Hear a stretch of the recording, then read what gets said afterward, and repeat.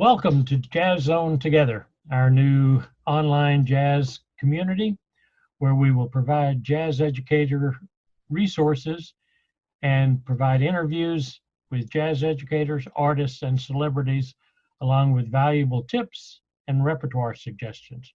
Today, we're joined by world-renowned bass player, educator, and recording artist, Chuck Webb.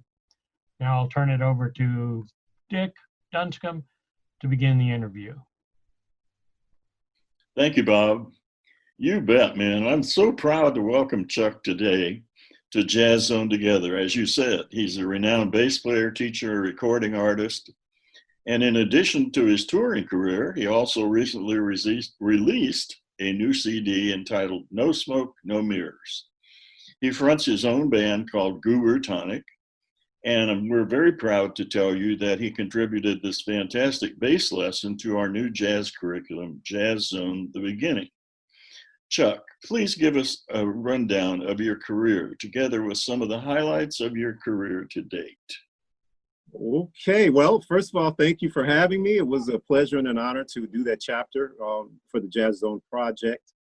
Wow, in a short amount of time, rundown of my career, I have been playing bass professionally for a little over 40 years. I played with, Aretha Franklin, Ramsey Lewis, David Sanborn, Smokey Robinson, Stanley Turrentine, Freddie Hubbard, quite a list of people. I mean, over the course of 40 years, you tend to accumulate a little bit of a resume. I have been very involved in the recording scene in Chicago. A lot of jingles, a lot of movie score soundtracks that I've performed on. I'm currently, pre-COVID, and currently heavily involved in musical theater. So I do a lot of the Broadway shows that come through. So I've done Hamilton and Jersey Boys and Book of Mormon, Wicked, and a lot of those shows as well. I have also been a faculty member of Columbia College, Chicago for many years. And thanks to Mr. Dick Dunscomb, I was able to become ensemble coordinator, an ensemble director of bass studies, and several things there at the university, at the college. And yeah, so full-time, all in, 100% bass dude. That's terrific, Chuck. And as you said, you were at Columbia College in Chicago. As a teacher and educator, what do you tell a young bassist, and how do you direct them to focus to become a real artist as they develop their skills?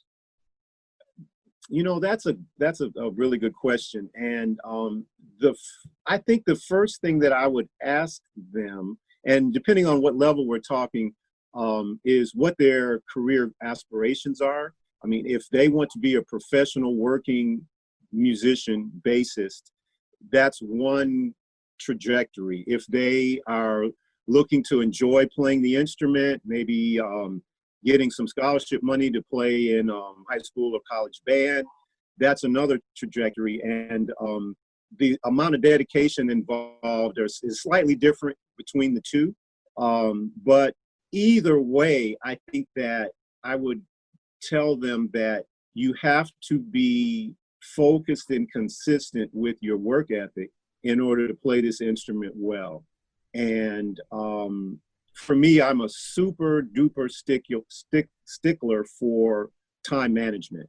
And as a student, of music, you have to keep a record of what you do and what you practice and how you practice in order to achieve some consistent growth throughout your practice time. Otherwise, you may put in 6 months of practicing, but it's, scattershot and disjoint, and in 6 months you've not gotten better at any one thing because there was no focus in terms of what you were doing. So, I talk to my students about that. I talk to them about having a plan, short range and long-term goals as far as what you want to achieve, and write it down. That is so important. Keep a practice log. Okay, for example, here, students, is my practice log. This is what I do every day. For me, I'm what you would call a doubler. And so that means, I play electric bass and I play acoustic bass. And I have to keep my skills up at a high level on both of those instruments. So in my practice log, the simple thing that I do is I draw a line down the center of the page, upright bass on this side, electric bass on this side. Every single day, I write down what I do, and how much time I've put in at whatever goal was at hand, be it sight reading, be it technique, be it theory, scales, long tones, all of that. I write it down. And hopefully this is not too long-winded, but I think it's important. And I bite off small chunks of time to practice. Because, you can say, I'm going to practice for 4 hours today. And that just seems like a gigantic task. But if you say, I'm going to sit down with the instrument for 30 minutes, turn off the phone, turn off social media, 30 minutes, write it down, and I'm going to practice my scales. 30 minutes, set a timer. When the timer goes off, you're done with that. Usually what you'll find out is you still feel good, you still feel focused, and you want to keep going. So another 30 minutes, now I'm going to practice long tones with the bow. Set a timer, do that. And so by biting off small chunks of time, you end up over the accumulation of the day getting much more work done than if you had said, okay, I'm going to do 4 hours, and then you just get frustrated because you can't put in the 4 hours. So that's a long-winded answer to a simple question, but hopefully that gets to the point. Well, it's a good answer and not long-winded at all. I've watched you throughout the years, and man, you can teach anybody. And one of the things that I've noticed recently is that you're really emphasizing for bass players to learn how to read. Tell us about that. Well, yeah, it's always important. It's always important to be able to read. At the college level or the high school level, of course, you're playing in bands and you have to be able to read the charts in order to play with your other students. But on a professional level, being able to read opens doors to you that you would never be able to, opportunities that you would never be able to have without that skill. And honestly, the best paying jobs that I've ever had were due to my being able to read. From musical theater work to jingles, commercial jingles that generate reuse fees, to playing in large orchestra situations. It all requires, reading. And it's a skill that is specific. There's specific issues on every instrument with reading. And for the bass and for stringed instruments, there are specific issues that have to do with moving through space, being able to play with muscle memory and not having to look at your hands. And so what I decided to do when the whole COVID situation started was to kind of advertise myself as a teacher. A lot of people teach private lessons, but I kind of wanted to focus on one area of instruction, and that's reading and sight reading, because I think that across the board, from intermediate to advanced players, that's a skill that, a lot of people don't have, well developed. So I have some techniques that I've developed over many years, watching musicians who are good readers. And usually the best readers in the band are the horn players. And so I ask them, when I'm in orchestra situations or pit situations, I'm like, how do 5 of you guys sit there on the first reading and read, and phrasing and everything down the first time? What is the secret?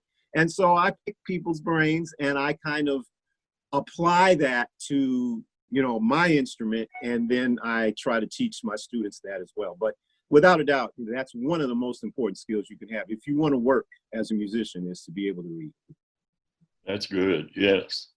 Another situation that many band directors come up with is that bass players come to them only playing the electric bass. And I know that you do both. And could you just tell us a little bit about why it's important to play both instruments? Well, now I'll tell you honestly, I started as an electric bass player, and my path to acoustic bass was kind of delayed, and I wish that I had done it a lot earlier. But the simple fact of the matter is, if you enjoy jazz, yes, you can play jazz on electric bass. And there are many, many fine electric bass players who play jazz. And hopefully I'm one of them. But the language of jazz, the tradition of jazz, the sound of jazz is so influenced by the sound of the bass and the voice of the bass. You can take, for example, in my group, Guru Tonic, we do fusion, we do, jazz funk, and we do straight ahead jazz. But the whole band's character changes if I play electric bass versus playing acoustic bass. And so acoustic bass gives either the small ensemble or the large jazz band a more traditional, I hate to say it, but I'll say it, quote unquote, authentic jazz sound. And so as a bass player, we can really affect the nature of the music if we can play double bass as well. And, it's not rocket science. If you play electric bass, you can learn acoustic bass. You just have to put the time into it and deal with some blisters and a little bit of pain. But I think overall, it's very worth it, and your band directors will love you for it. If you can play both, you will work more than double the amount of time. Absolutely. Thanks for that, Chuck. You mentioned earlier about playing for the Broadway shows.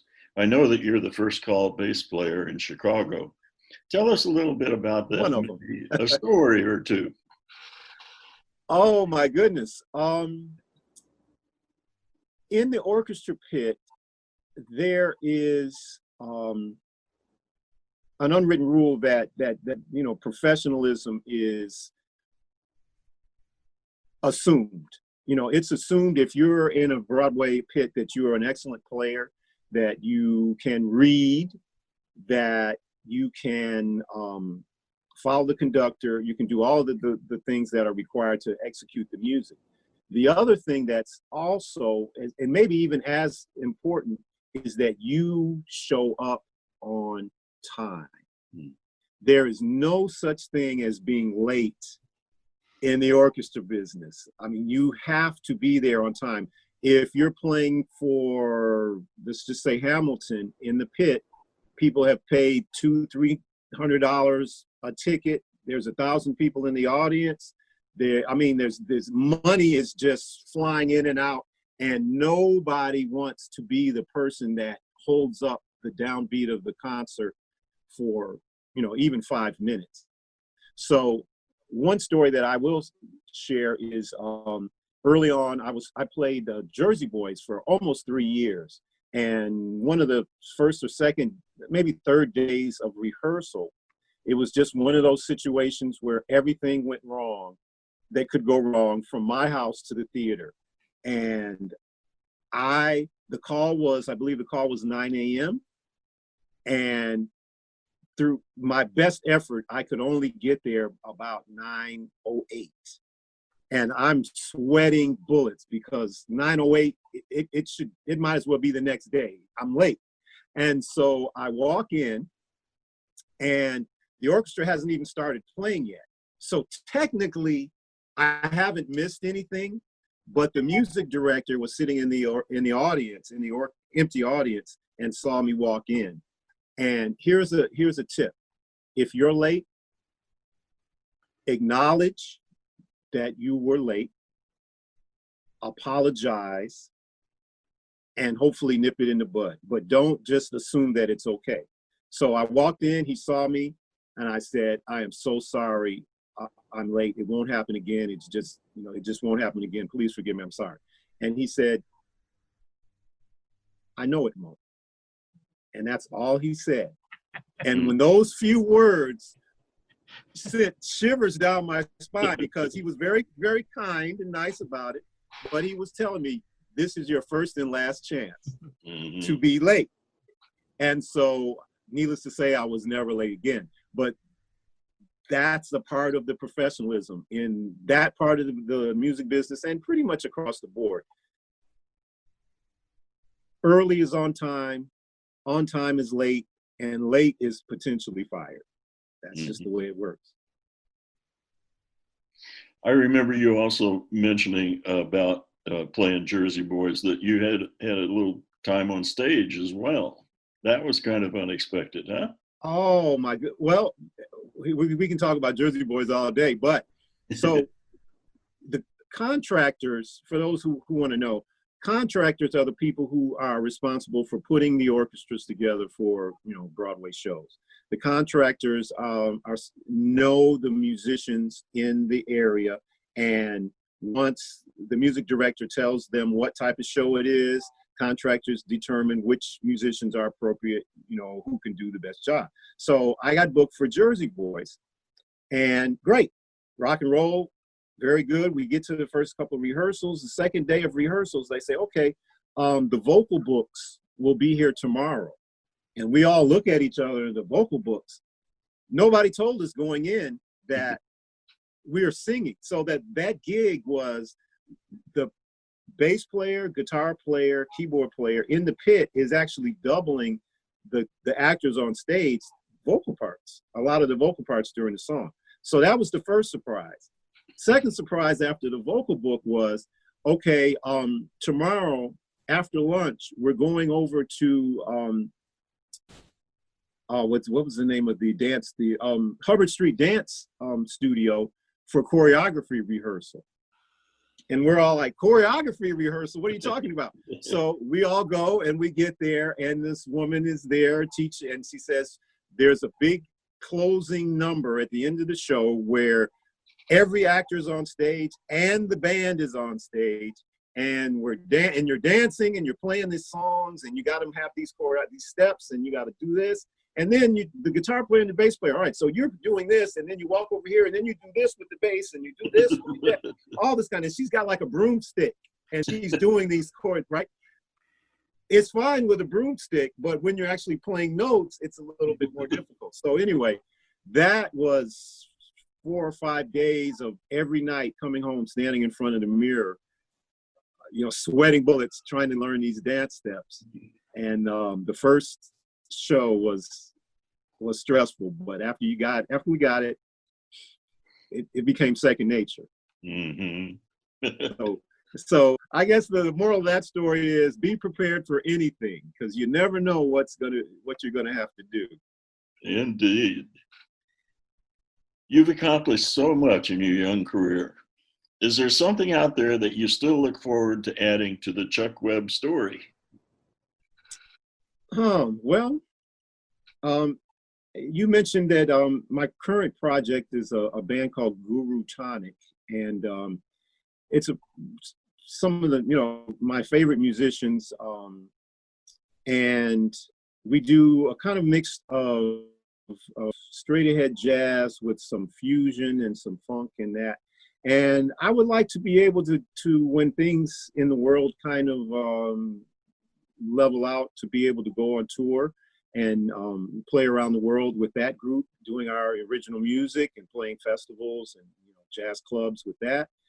And I think as much as I've done, I've still got a couple of tours left in me. So I wouldn't mind getting back on the road with big name artists. If Barbra Streisand or Sting or Bonnie Raitt or somebody like that is looking for a bass player, I think I got a couple more world tours left, so I think I'd like to do that again, before I hang up the shingles. That's great. I'd be interested in knowing what your favorite jazz tune is, and if I could ask you to play a little bit of it for us. Okay, well, favorite is a tough one. one of the tunes that I really fell in love with some years ago is one that's not really, I don't think you could consider it a standard, but a lot of jazz musicians are familiar with it. It's by a saxophone player named Sam Rivers. And Sam Rivers wrote a song, a beautiful song for his wife, Beatrice, called Beatrice. And I think it's one of those melodies that kind of lays really well on the bass, and actually recorded it on my solo CD, No Smoke, No Mirrors. So I guess I could play a little bit of Beatrice. I don't want to see. I just so happen to have a bass right here. How convenient. Let's see. Are you in your studio at home? Yeah, I'm in my studio in Chicago. And let's see if hopefully you can see me. See if I can do a quick adjustment here. All right, so maybe a head chorus or so of a solo and a head out. Okay. All right. One. Oh, bass players. Time. Play in time. If your audience can't feel your pulse, you're not doing your job. So anyway, 1, 2, 1, 2, 3, 4.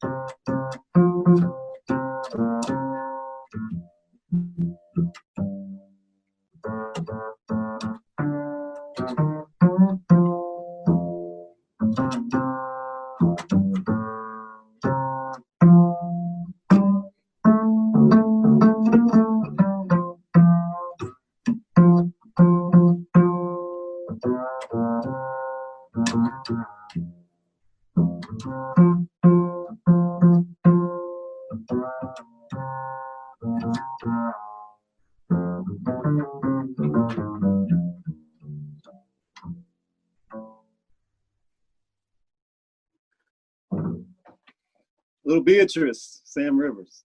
Beautiful, Chuck. Thank you. Thank you.